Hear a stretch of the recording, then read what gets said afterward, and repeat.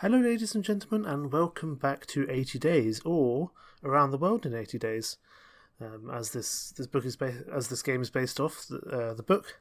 However, it's been quite some time since I've done a recording session of any game, and so this is interesting. It's definitely been more than 80 days since we've tried to travel around the world. But hey ho, we're going to continue from where we left off, and we're just going to pretend like real life hasn't happened. There's a full-on sort of update video which you can find on my channel, which sort of explains why there's been an absence. But all the series are continuing as normal, including 80 Days. And I thought 80 Days would be a fun Boxing Day video to do, as it's nice and chilled. And although we have been captured by natives in India, so who knows? But we're going to continue here, and we do not have time to waste. We can converse with Fogg. And we're stuck in Allahabad here. So, yes, there's this mechanical goddess who's taken us hostage. I awoke to a strange scene. Aoda and Monsieur Fogg were sitting at the feet of the mechanical goddess, sipping tea and conversing, inasmuch as my master conversed. I shared a look with Sir Francis, who looked affronted, though that may have simply been the Englishman's thwarted desire for morning tea rather than any moral objection. Aoda laughed and placed a delicate hand on my master's elbow.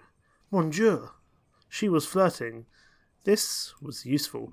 I resolved to use her distraction to find a way out of our rather unfortunate situation. I enlisted the aid of Sir Francis, who was tied nearby. He was an old India hand after all, and had seen military service. We made a plan to sham stomach pains and attempt to overpower the guards when they approached. Suffice to say, the only result was a sharp thump with the butt of one of the mercenaries' pistols. I slept uneasily, contemplating more drastic action on the morrow. Okay, so our thing with Sir Francis didn't go well, and it seems that Monsieur Fogg is losing a lot of his health here, so we need to be pretty careful. When I awoke, Monsieur Fogg and Aoda were nowhere to be found. One of the mercenaries took me to a nearby stream for a wash, and when I returned, Adora was standing in the middle of the camp. Monsieur Fogg was a few paces behind, looking as calm and unruffled as ever, though he kept glancing at the widowed Rani. Mr. Fogg has explained your circumstances to me, she said, giving me a nod. I find your wager most amusing, and we will convey you to Calcutta. I glanced at my master, whose cheeks were perhaps ever so slightly stained with red. A telltale sign, though I'd never been as indelicate to suggest anything untoward had occurred between an English gentleman and a Rani turned outlaw. Monsieur Fogg, how could you? The five of us, my master, Sir Francis, the Mahout, Aoda, and myself, mounted the mechanical Kali, who carried us with us the loping grace to the outskirts of Calcutta. I dare not approach the city. Your monarch has put a bounty on my head, Aoda said as farewell. I hope you write my story as well, Passepartout, she added, before bestowing a wink upon Monsieur Fogg. Good luck, she exclaimed. And to you, I called, though her band of freedom fighters were arrayed against the law forces which my master held dearest, the crown, the empire, and the law. We walked the last mile or so, and finally arrived at our destination, the prosperous urban city of Calcutta. Yes, very draining journey, but however, we have made it to Calcutta, albeit on a very, very tough journey, and all we can do is spend the night in a hotel. Here we are, in Calcutta. Let's just have a look at where we are. So we're in Calcutta. Let's have a look at our map, as it's been a little while. So we started up here in London, of course. Went on a slightly odd route through Europe, down to Thessaloniki in Greece and Turkey, then to Athens, over to Antalya, down to Beirut, Hail, Riyadh, Manama, all the way over to Bombay, up to Allahabad, and then of course we got stuck here in Calcutta, or stuck in Allahabad on our way to Calcutta. We've nearly made it across Asia, and then we need to find a way over to the States. We're on day 35, but all we can do at the moment, there we go, is we stay the night in a hotel, as there's not a lot else we can do. And Monsieur Fogg needs to recover some health after a long, arduous journey, although perhaps I feel some of his energy was spent elsewhere. Calcutta was an industrial city which had built its wealth on opium, textiles, and indigo. But that was not to say it was uncultured. The chai shops which I passed by were all thronged with affluent babus and behenjis discussing poetry and literature and the sticky subject of Indian independence.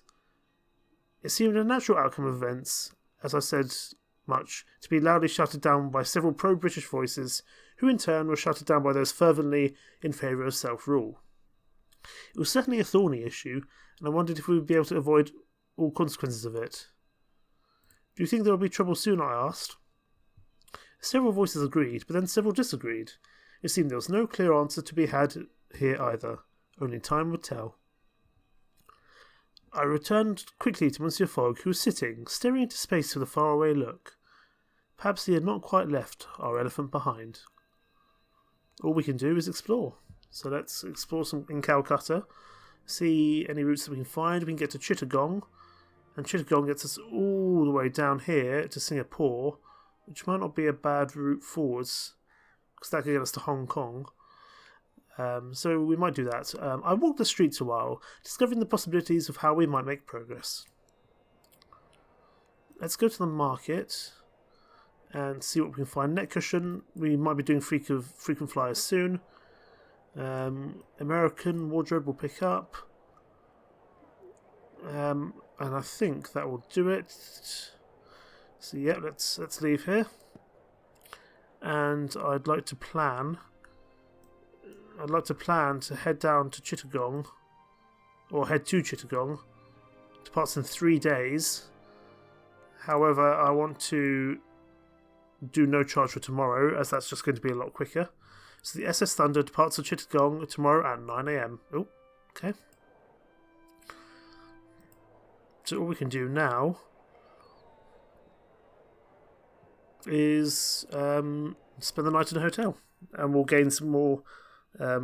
Monsieur Fogg will gain some more health, and we will afford our master every service to gain him some more respite from his rather arduous journey through to Calcutta. As night fell, I afforded my master every service, providing him with clipped moustaches, and he does have an excellent one, might I say so, sir. Okay, so this is going to be quite a long journey, but let's get going. On the SS Thunder, a lovely boat here, all the way to Chittagong. We boarded the SS Thunder of the Apca shipping line on its way to Hong Kong via Singapore. But the smokestacks barely had time to steam off the morning dew before we were approaching Chittagong to pick up more labourers. We made a full stop. We hid, but soon found that there was little order aboard ship, for when the boat left once more we had room on board, and all for no cost. Monsieur Fogg knew our status as stowaways, but chose to neglect the facts in the interests of sport. The captain, with whom we quickly made friends, promised us a journey of 10 days rather than the usual figure of 12. Let us afford our master a further service, and let us converse. Greetings, my dear madame. Let's ask about Hong Kong. Where can we... What about Hong Kong to Manila? Is there a way forward there?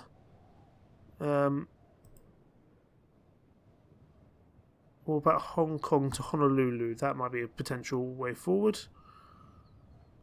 Let's give you some dominoes. I want to ask more about Hong Kong. Hear this. Beijing can be reached from Hong Kong aboard the Beijing Express, but the fare is extortionate. We know about Hong Kong to Singapore. Let's ask about Beijing. Beijing to Lahore. Okay. We've learned some new routes here. Hong Kong gets us up to Beijing up here. May not be the route that we want to take, but that may be the route we have to take. We dined at the captain's table. He made his toast, and then asked Monsieur Fogg outright whether he was an opium trader and I his factotum. I looked at my master, who merely said he was not. Captain Ong guffawed and commanded our glasses filled once more. It is a profitable business, he advised. A man can make his fortune in opium if, and he addressed the last of my master, he is not squeamish. My master is hardly squeamish, I interjected with a glance towards Monsieur Fogg. He is a gentleman, and has no need of putting his hand to trade. I feared the captain would be offended, but instead he merely shrugged. If your master has never no need, then his honour is untested. Monsieur Fogg gave me a quelling look before turning to the captain. Your business is your own, Captain Long, as long as you can conduct me to Hong Kong in the 10 days as agreed. Fear not, Mr. Fogg. I have anxious customers awaiting my cargo, after all. Okay, so we continue along the SS Thunder. We're on day 39, so we're just passing the 40-day mark now. I woke thinking of the Rani turned bandit Oda. As I tied my master's cravat in the morning, I blurted, "Why did she let us go?" Monsieur Fogg glanced down at my hands upon his collar. "To whom do you refer, Passepartout?" "Why, Adoha, of course," I clarified, unable to hide my admiration for the woman, despite a rather unfortunate hostage situation. The skin of Monsieur Fogg's throat coloured a delicate pink. It was so slight a reaction that I would not have noted it had I not been engaged in tying his cravat. I do not wish to speak of Miss Oda. Monsieur Fogg. I left it at that, and reapplied myself to the master of my master's cravat. Swallowing down any lingering curiosity, I think we probably know perhaps what occurred, but hey ho. we'll leave Monsieur Fogg to his thoughts regarding the hostage taker turned potential lover. The Lascars who made up the crew seemed to find me an object of great curiosity. I found them a great annoyance, as they would not be put off from asking incomprehensible questions as I went about my daily business. A young Malay shyly asked me what Paris was like. "It is beautiful," I said cautiously. I can never say the Seine glitters like a snake. The theatres spill light and colour onto the streets. The cafes are full of men and women debating and drinking endless cups of coffee. There are beautiful women and beggars all on the same street. She looked at me curiously. I took a deep breath, dissatisfied with my answer. "It is much like any other place," I said finally. "It is glorious and terrible, and words are incapable of truly describing it." Okay, so we're keeping Monsieur Fogg's health up, but we are going to keep on keeping him in a good way, simply because I think we need to keep him on side, as we've got some very arduous travels ahead, I imagine, over to the States, and then back over to England if we make it there in time. Today, we stopped at Singapore, on the southernmost tip of the Malay Peninsula. Singapore had been British for many decades, and from the harbour it almost seemed as if some little town in Kent or Surrey had been shipped piece by piece and reconstructed on this far shore. We exchanged some labourers for a dozen or so merchants, and made sail by the early afternoon. I don't want to be left behind in Singapore, as we need to get to Hong Kong in a hurry. Let's continue helping Monsieur Fogg here, and hopefully things will go well. The captain was on deck in the afternoon as I took a turn. He seemed to hesitate for a moment before he approached and abruptly said, "My brother is an opium addict."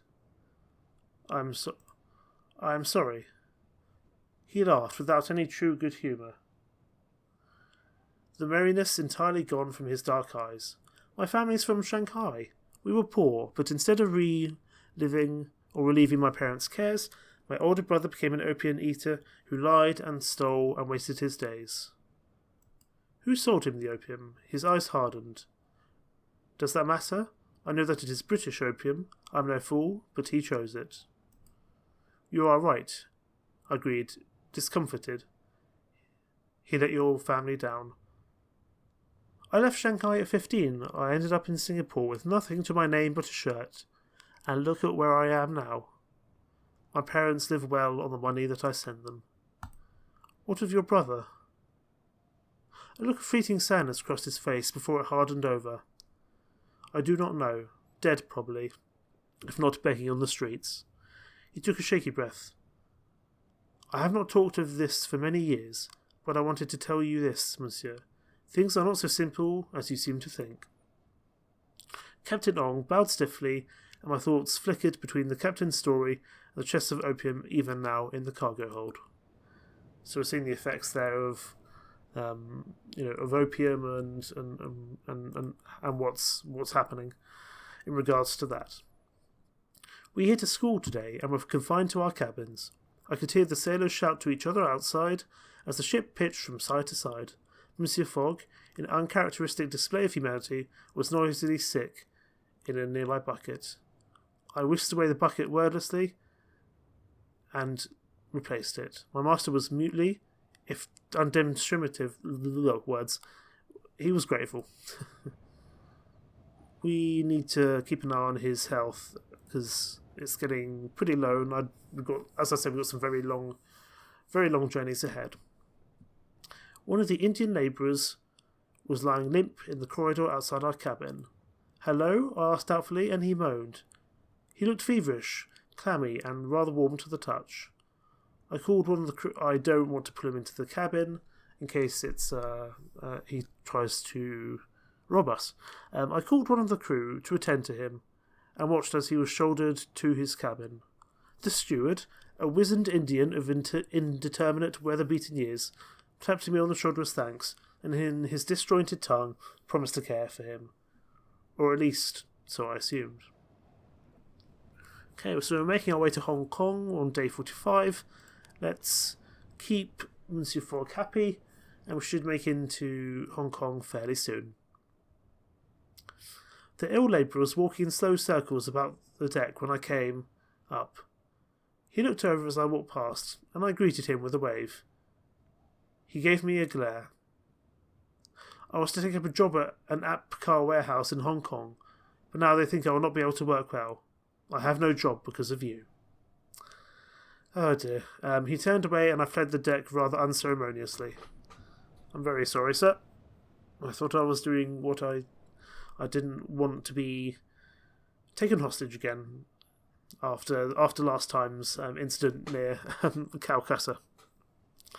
We reached our destination in the promised 10 days. Quite a miracle, and one that Captain Ong was clearly proud of.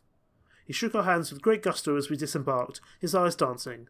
"Good luck," he called, as I looked around the crowded, colourful harbour of Hong Kong. And here we are, making it into Hong Kong on day 46. Let's head to the market. We can sell the tobacco here for a good amount. We'll pick up the heavy harness as I feel like we might encounter some storms. We might be heading. I think we are heading to Beijing actually. So let's get an extra suitcase and buy the 45 caliber rifle. Oh, I keep on doing that. And let's get out of the market. We could depart straight away to Beijing, and let's do it. We need to hire some extra space. That's fine. We have some money at our disposal. And let's get on the Beijing Express to, would you believe, Beijing. The train left Hong Kong via a tunnel. We rode through an endless dark, and I began to fear that we might never see our daylight again. It was as though we were ploughing down into the earth itself. I kept a careful eye on the window in case anything should happen, but nothing did. Let's converse, because we need to find out where to go from Beijing. Beijing to Vladivostok? I mean, it's not quite that useful. Can we get from Vladivostok to San Francisco? Is there any way we can get from Vladivostok to Honolulu? Here, have some Dominoes. I want to ask about San Francisco. I want to. Yes, I know it's unimportant, but I need to know how to get there. San Francisco over to Las Vegas? No. What about San Francisco to Salt Lake City? The quickest way to Salt Lake City from here is through Yokohama. Let's ask about that then. Here, have some Darjeeling tea. How do we get to Yokohama? Have you heard that the most efficient way to Yokohama from here is through Hong Kong? Well, we've just left Hong Kong. So that's going to be interesting.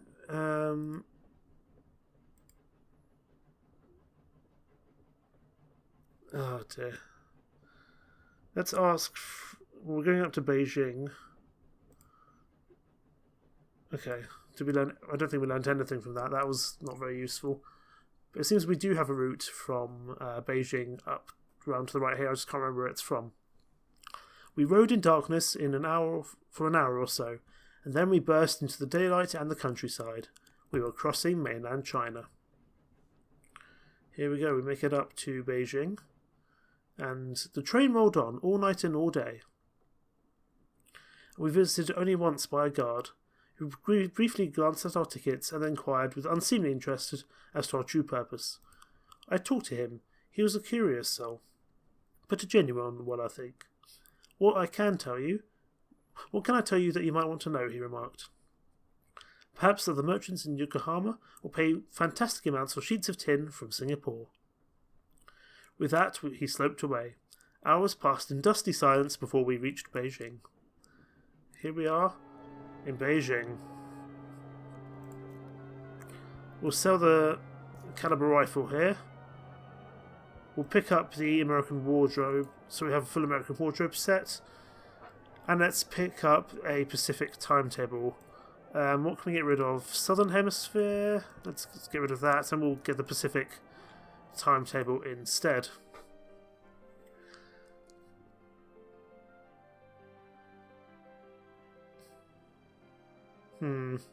Perhaps we should have stayed at Hong Kong. I'd like to make it over to Yokohama because that's a route across. But we could also make it to Honolulu. We're also learning routes from Pyongyang over to Yokohama as well. We do have a route from Vladivostok to Yokohama. Let's explore and see what we can find in terms of routes. Urga down to Beijing, that's not going to be helpful for us. Is that the only new route we learned? That's unfortunate.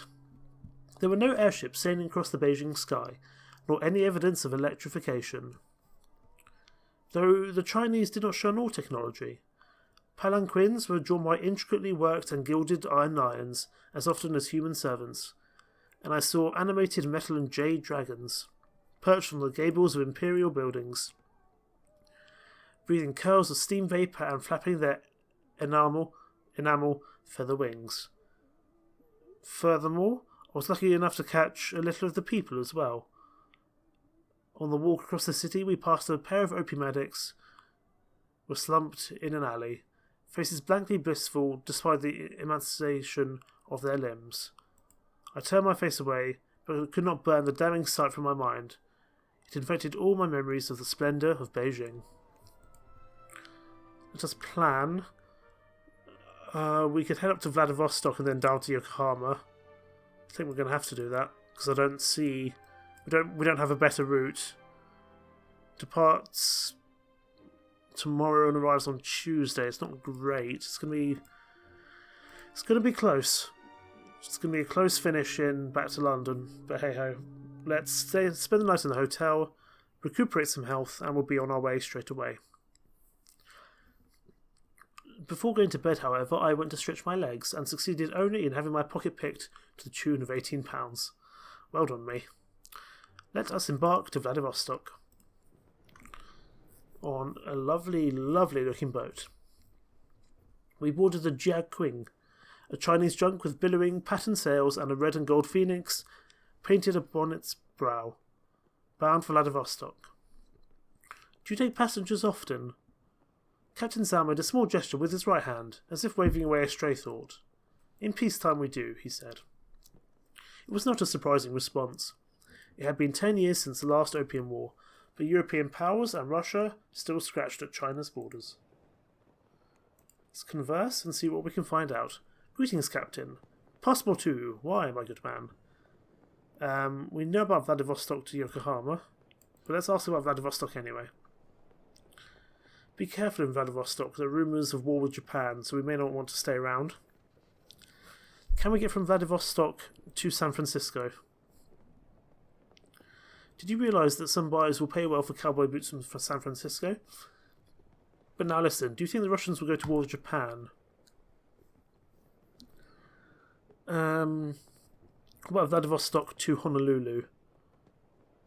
You can pick up revolvers in Honolulu, and that's useful for selling in New Orleans. Well, I'll go about Vladivostok to wherever this place is, and he's gonna say that's it. I spent the first day aboard in conversation, hoping to find options for our next journey. I picked up from a nervous Javanese ragamuffin that the traders who sailed from Honolulu to Panama City were always open to healthy bribery. That could be very useful, actually. As night drew on, incredible stars filled the city. Filled the sky, even. It was a most peaceful, beautiful moment. I'm going to head on past the peninsula of Pyongyang and head on towards Vladivostok. I saw Captain Zhao reading a Chinese newspaper at breakfast and asked if he would tell me the news. He pressed his lips together. It is out of date. The Shen Pao is printed in Shanghai, and I only picked up when I happened to dock there. What is the most interesting story? The paper is campaigning against the employment of young women in opium bars in the French concession. He pointed at the article in question, as they are often asked to perform immoral services. The French traders must be up in arms. Captain Zhao nodded seriously. It has turned into quite an uproar. I spent a stimulating afternoon in discussion with Captain Zhao as the wind filled our fully battened sails and sped us on our way to Vladivostok. And here we are, coming to Vladivostok now on day 50. Taking a little bit of time, more than I would hope, I think, to get there. The G Qing had to dart between the busy junks, filling the harbour to find a space to dock. I was keen to see what Vladivostok had to offer, and stepped off the boat eagerly to hurry after my master into the city. I'm not all too keen on sticking around here if there's potential of war. We can plan. That arrives on Friday. That's a 3-day trip. Ooh, I don't know about that. We can embark. Let's get going. Let's get out of Vladivostok. Oh dear, it really is rather slow.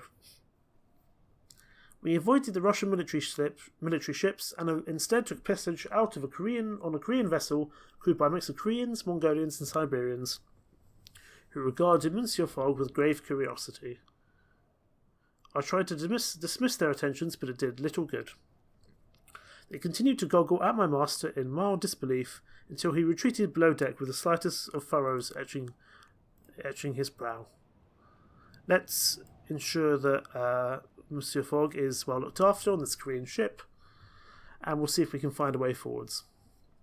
For the first day aboard, we kept mostly to ourselves. The crew seemed busy with their tasks, and I was happy to have fewer of those myself.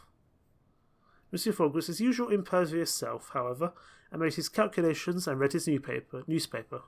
Meanwhile, the boat steamed onwards. And we push on to Yokohama. Let's ensure Monsieur Fogg is fully rested. One of the cabin girls, Elena, spoke good English and was attached to us as a translator, though she created as much conversation as she explicated. "Do you know my parents?" she asked. I doubt it, since I've only met you." Elena nodded. "My father was a Russian officer, maybe, I think, and Mama comes from a famous Cossack family. They're all soldiers." "Your mama is a soldier?" I blinked. "She dressed as a boy and joined the Cossack host." Elena wrinkled her nose. "My auntie and grandmama were soldiers too, Mama says, but I have to earn enough money for my own horse and armour before I can join." I blinked down at the little cabin girl, rather at a loss as to how I should respond. "That's nice," I hazarded, and she nodded enthusiastically. "Mama runs the boiler room. All the soldiers are frightened of her." She looked at me rather wistfully. "One day I would like to be her." Elena made a mock fierce face, and I pretended to quake in terror until we both began laughing uproariously. I like Passepartout. More seriously, a friend in the boiler room was useful. "I would like to meet her," I said, and Elena giggled with delight. "I will ask," she replied. Hopefully that can speed time up. Elena knocked on my door unreasonably early in the morning, eyes bright. Mama says she wants to meet you. She sees my arm. Will you come? Leave the day, mademoiselle. The rumbling whistle of the boilers, the shouting of men shoveling coal, the thumping of the pistons, and the groan of metal. A woman with muscular arms sheened with sweat and hair shorn to her ears presided over the activity with well-worn confidence.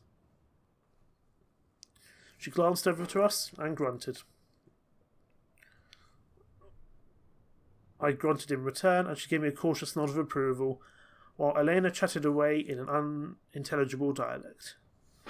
The formidable woman regarded her daughter with a certain detachment which masked deep adoration.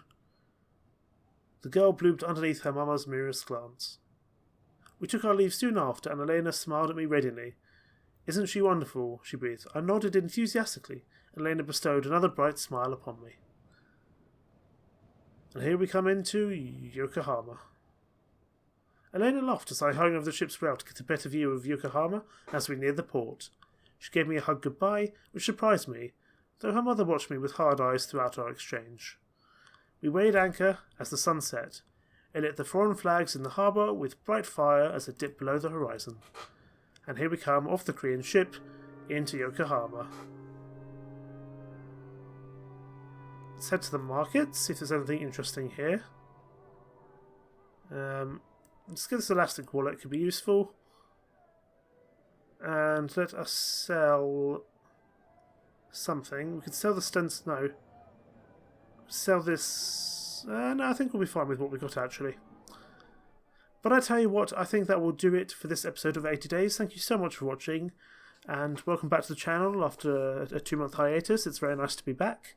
And of course, expect all the other series to be restarting over the next few days. Some may start a little later, some may start sooner. I need to plan that out. Thank you so much for watching. Take care. Bye-bye.